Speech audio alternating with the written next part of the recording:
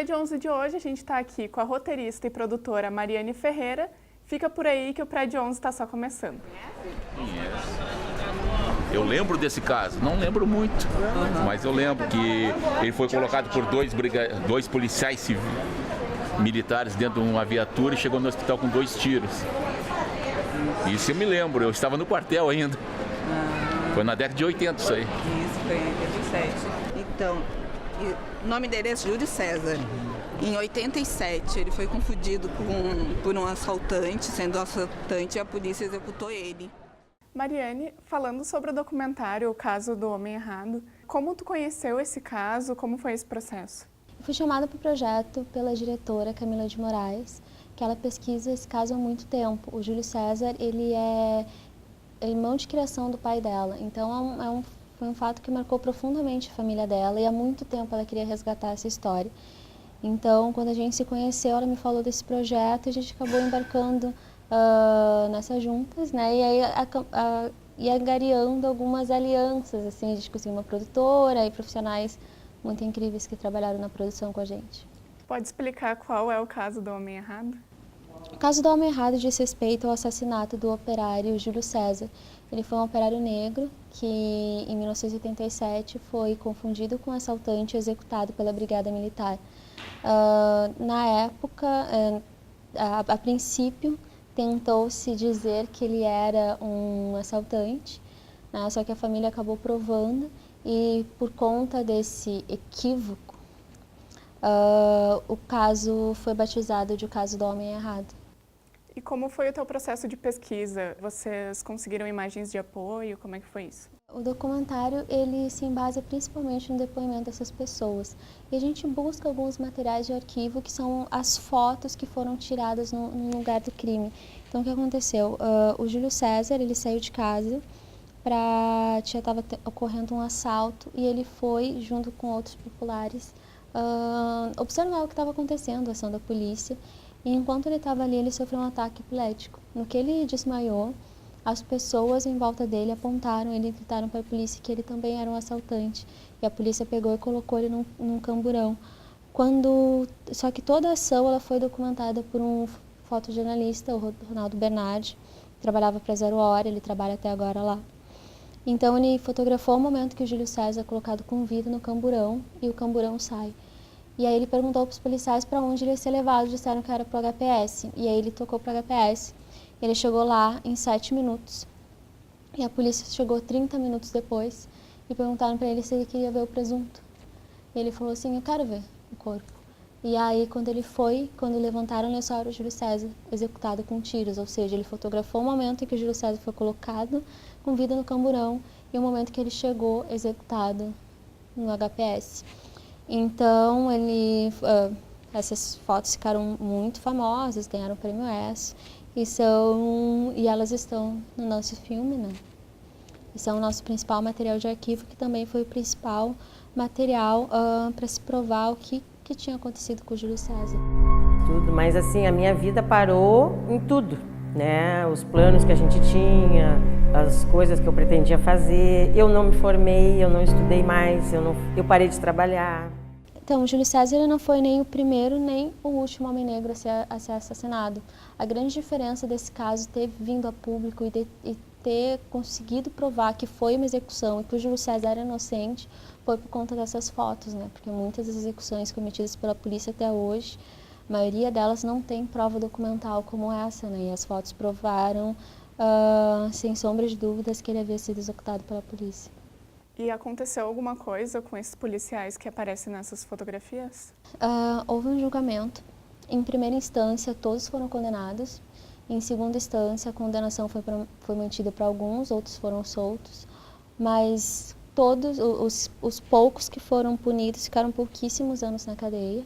E hoje já estão em liberdade, levando sua vida livre, né? E mesmo tendo tirado a vida de uma pessoa. Obviamente, as pessoas que cumprem sua pena têm o direito de levar uma vida normal depois, mas a pena foi muito pouca, até porque o caso ele foi julgado por um tribunal militar, ou seja, a polícia julgando a própria polícia. Então, quando a gente entrevistou uma das fontes, ela não quis aparecer no documentário, a gente respeitou o desejo dela. E ele nos contou rindo que quando ele foi, que era muito engraçado, porque numa sessão ele era julgado pelo amigo dele e na outra sessão ele julgava um outro caso ao lado do amigo dele. Então ele contou rindo assim, né? Olha que engraçado isso, né? Porque quando, tipo, é um próprio órgão que se julga, como é que vai ter independência, né, para levar as pessoas realmente à justiça, assim. Então, a princípio foi uma condenação que foi histórica para o movimento negro, né, uma vitória, porque nunca se tinha sido condenado, mas logo em seguida essa vitória caiu por água abaixo, porque as penas não foram mantidas ou foram reduzidas, né. E acho que a pior derrota é que, infelizmente, o caso não serviu para, tipo, dizer, ok, a partir da morte do Júlio César, nenhuma outra pessoa foi executada, né? Não foi isso. Como foi a divulgação do documentário? Vocês conseguiram levar essa discussão para espaços diferentes? Pois é, o documentário ainda não estreou no cinema. A gente fez uma sessão em Porto Alegre para marcar os 40 anos do caso, e agora ele está no circuito de festivais, e após o circuito de festivais ele vai para a sala de exibição. A gente está inscrevendo e agora ele vai passar no Festival de Gramado, né, na Mostra Gaúcha de Longa-Metragem. Mariane, a gente vai fazer um rápido intervalo, e tu que está em casa, fica por aí, o Prédio 11 já volta.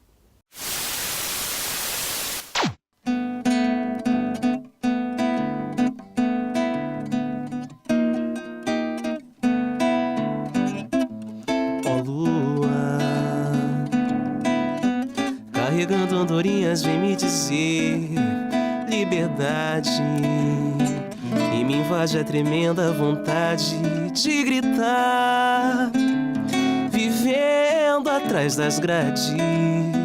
Meu amor, pode me esquecer, ó lua. Bom, meu nome é Diego Silveira, tenho 21 anos.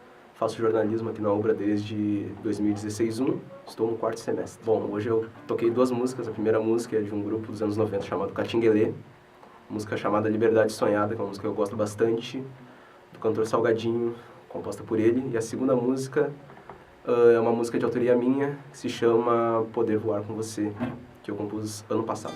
É difícil resumir numa simples canção o que eu quero dizer. O mais certo seria, sei lá, escrever em um livro que você visse em ler. Mas deixa eu te contar que eu tentei dizer em poucas palavras, em poucos acordes. A gente começou tocando na praia, assim, porque a gente fazia uma roda de samba na praia todo fim de semana. Em 2014 a gente trouxe esse projeto da praia para Porto Alegre. Daí, a partir daí a gente começou a ensaiar, chamar novas pessoas para a banda, e geralmente a gente toca em eventos, festas de aniversário, algumas casas de shows. O vento sopra, meus olhos na janela, passageiros esperam na linha do metrô, minha única visão. Não há mais coração, me desfaço em pedaços. Quero um doce de coco na visita de domingo. Eu acho que o jornalismo me auxilia muito para escrever música, porque eu sempre gostei bastante de escrever. Gosto de pesquisar bastante sobre música, desde samba até, que é o gênero que eu toco, até outros estilos musicais. E eu acho que o fato de gostar de jornalismo me auxilia bastante para gostar ainda mais de música. Liberdade é acordar e ao lado ter você. Chegar no fim dos dias, amor, dizendo cheguei. Liberdade é a oportunidade de te ver. Chegando em casa me dizendo amor, ok. Liberdade é poder ser livre com você. Lidar com os meus defeitos pra poder te merecer. O melhor sorriso eu reservo pra você, e o meu choro só você vai enxugar. Bom, a gente tem uma página no Face chamada Grupo Tendência, Tendência sem acento. Tem o Instagram do nosso grupo, que é Tendência Grupo, tudo junto, sem acento. E para fazer contato, para contratar para show, tem meu WhatsApp que é 996901901. Meu amor, eu vou indo embora do teu coração, do lado de cá. Fico até escurecer, vendo o sol cair no quadrangular. Meu amor é pro lado de cá, do lado de cá. Fico até escurecer, vendo o sol cair no quadrangular. Ó lua, ó lua, carregando andorinhas, vem me dizer.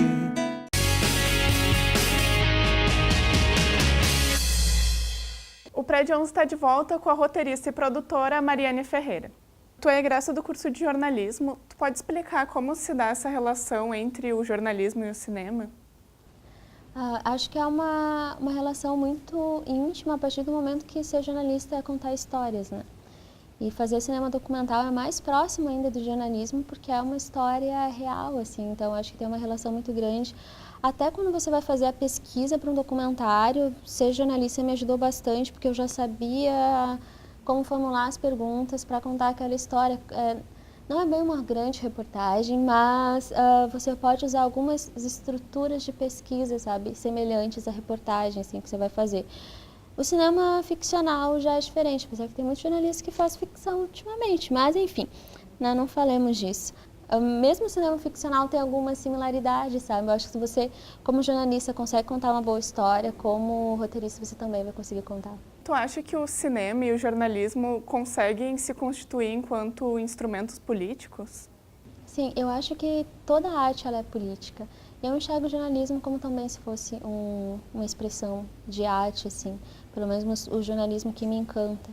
Então, a partir do momento que eu enxergo toda a arte como sendo política, sim, cinema e jornalismo são políticos. Eu acho que toda vez que você se expressa, você se coloca de alguma maneira, né? Ainda que a sua expressão seja de neutralidade, isso está dizendo muito sobre o tipo de coisa que você quer fazer. O erro foi tão exemplar, o nível de violência, que sinalizaria para a polícia que isso não se pode fazer mais. Este é um caso eivado de mentiras, de manipulações, para não se apurar os verdadeiros culpados. E agora mesmo, neste momento, tem algum Júlio César sendo assassinado pelo Estado. Isso aí é que dói mais, né? Então, acho que fazer o homem errado é muita expressão disso, é a gente se colocando contra o genocídio da população negra e a violência policial, né? Que são duas coisas que não são discutidas, né? E, aliás, muitas vezes esses programas policiais sensacionalistas são de serviço para a população negra e para a população periférica, né? Que eles sempre colocam um nós contra eles, como se fosse um grande bang-bang, e não é isso, sabe? Você tem jovens negros sendo mortos todos os dias por conta desse jornalismo que coloca eles, que representa eles como inimigo, por conta de uma representação extremamente problemática no cinema, nas novelas, que colocam o negro em papéis completamente estereotipados. Você tem uma nova novela, a novela das 9, que está no ar, tem pouquíssimos personagens negros, e agora uma mocinha vai entrar para o tráfico, aí quando chega na favela, quando mostra os traficantes, todos são negros, sabe? Não é que não exista traficantes negros, mas porque não pode o mocinho que é advogado, super respeitado, ser negro, porque que o empresário não pode ser negro. Aliás, bom, enfim, a novela é tão problemática, sabe? Tem uma série de relações ali que vai muito da nossa herança escravagista, mas é muito isso, é você saber se posicionar, então, de que lugar que eu me coloco. O meu cinema é político, assim como como eu atuava mais como jornalista, também era. Então, que temas que eu quero falar? Eu quero falar sobre negritude, eu quero falar sobre ser mulher negra no Brasil, sabe? Então, a partir do momento que eu quero falar isso, que eu me coloco, então, sim, eu estou fazendo política, sabe? E esse marcador que tu acabou de citar, de ser mulher negra, como que tu inclui essa discussão nas tuas produções, na tua vida, enfim? Bom, eu parto de eu sempre tento criar produções, roteiros, em que mulheres negras sejam protagonistas ou protagonistas da história. E que tenham muitas mulheres negras em papéis importantes, que não sejam só a empregada negra passando no fundo, sabe? Por quê? É extremamente difícil a mulher negra produzir cinema no Brasil. Existe uma pesquisa, foi feita uma pesquisa na UERJ, tá, que revelou que entre 2002 e 2012 nenhuma mulher negra produziu, roteirizou ou dirigiu um longa de grande bilheteria no cinema. Até hoje, em toda a história do cinema brasileiro, apenas uma mulher negra dirigiu um longa-metragem de ficção. Então, apenas uma mulher negra em toda a história do cinema nacional dirigiu um longa de ficção. Isso é muito pouco. Isso é pouquíssimo, assim, é pouquíssima representação. Então, mulher negra não tem voz, sabe? Então, quando eu entro no cinema e quando eu converso com outras meninas negras que fazem cinema, a gente sente muito a vontade de expressar, encontrar essa mulher que não é vista, porque quando a gente está lá, é sempre vista pelo olhar do outro, que é um outro, geralmente homem branco, porque a mulher branca e o homem negro também estão excluídos da produção audiovisual. E esse homem branco olha pra gente de maneira super estereotipada, colocando em caixinhas. Então, é a mulata sensual, é a tia Anastácia, sabe?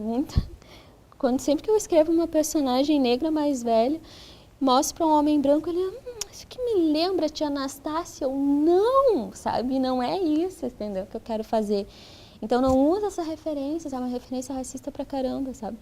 Então, como mulher negra, você encontra pouquíssimos espaços para produzir cinema.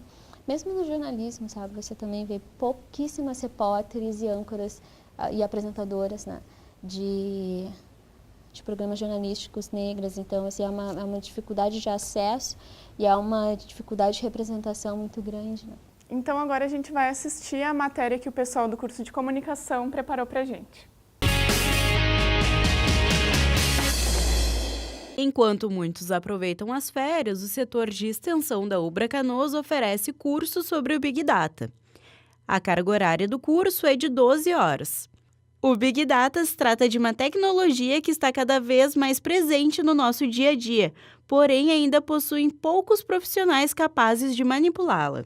A maioria das pessoas hoje, elas usam Big Data. Por exemplo, as pessoas usam Google, usam Facebook, usam Twitter, até usam outras coisas como, por exemplo, o WhatsApp, e tudo isso tem tecnologia de Big Data por baixo.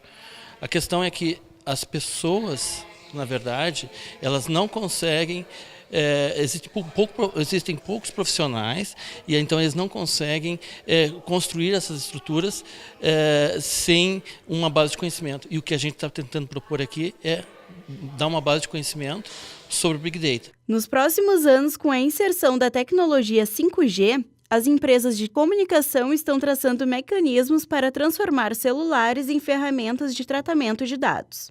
O professor Júlio Santos também comentou sobre a importância do Big Data para a área da saúde. O Big Data está começando a ser utilizado muito na saúde, por exemplo, para a descoberta de coisas que a gente não consegue enxergar. Por exemplo, tem um projeto nos Estados Unidos que eles analisam imagens.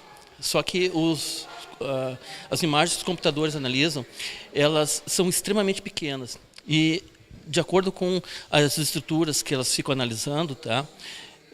Com Big Data por baixo, elas conseguem fazer diagnóstico de câncer precoce. A aluna de processos gerenciais, Renata Fagundes, falou sobre a importância do curso para a sua formação.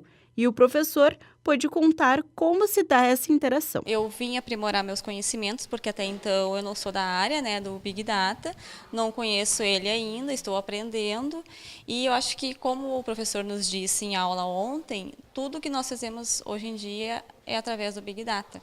Então, a gente vai aprimorar os conhecimentos. Na verdade, os cursos de extensão, além da gente poder passar informação para os alunos e distribuir novos conhecimentos, a gente ganha também porque a gente começa a dividir informações, se encontra dados que vão vir, que os alunos vão dar, vão passar, e isso aí enriquece a gente também no nosso dia a dia, para dar aulas e tudo mais, né? O Prédio 11 está de volta com a Mariane Ferreira. Então, Mariane, tu pretende continuar produzindo documentários com a temática da negritude, do feminismo negro, enfim? Estou produzindo não só documentários, como filmes de ficção. Né? Eu sou roteirista de uma série agora que vai estrear em 2018 na Box Brasil, Necrópolis, que é uma comédia, mas que sobre um grupo de necropsiistas, mas que tem uma personagem negra feminina maravilhosa. E porque também a mulher negra não precisa escrever só sobre mulher negra, né? Só sobre racismo. Então eu posso escrever sobre diversas coisas, eu escrevo sobre diversas coisas. Mas sim, também pretendo, esse é um tema muito caro para mim, sabe? Então vou seguir. E eu e Camila de Moraes estamos preparando novas produções, sim. Como tu acredita que esses temas são transversais a outras discussões? Como a gente pode ver isso na prática?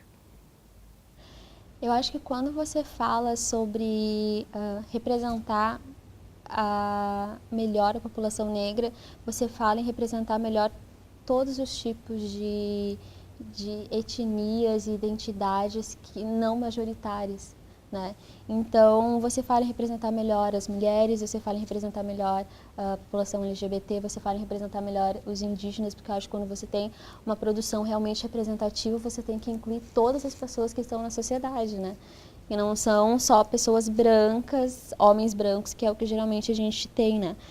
Homens brancos, cis e de uma determinada classe social. Então, acho que é super... Quando você começa a discutir e a lutar por igualdade de um grupo, você acaba lutando pela igualdade de todo o grupo. Você acha que uma luta não se desassocia de outra, sabe? Porque não dá para alcançar uma sociedade minimamente igualitária sem que todos os grupos estejam... tenham seu espaço, né? Seu espaço de fala, seu espaço de representação. E onde as pessoas podem encontrar o teu trabalho? Você pode curtir a página do documentário Caso do Homem Errado no Facebook, e ali vão estar todos os festivais que a gente vai participar e também vão estar as datas de estreia quando o filme for chegar às salas de cinema. Obrigada pela tua presença aqui no Prédio 11. E o Prédio 11 de hoje fica por aqui. Tu que está em casa, não esquece de se inscrever no nosso canal do YouTube e curtir a nossa página lá no Facebook. Até o próximo sábado.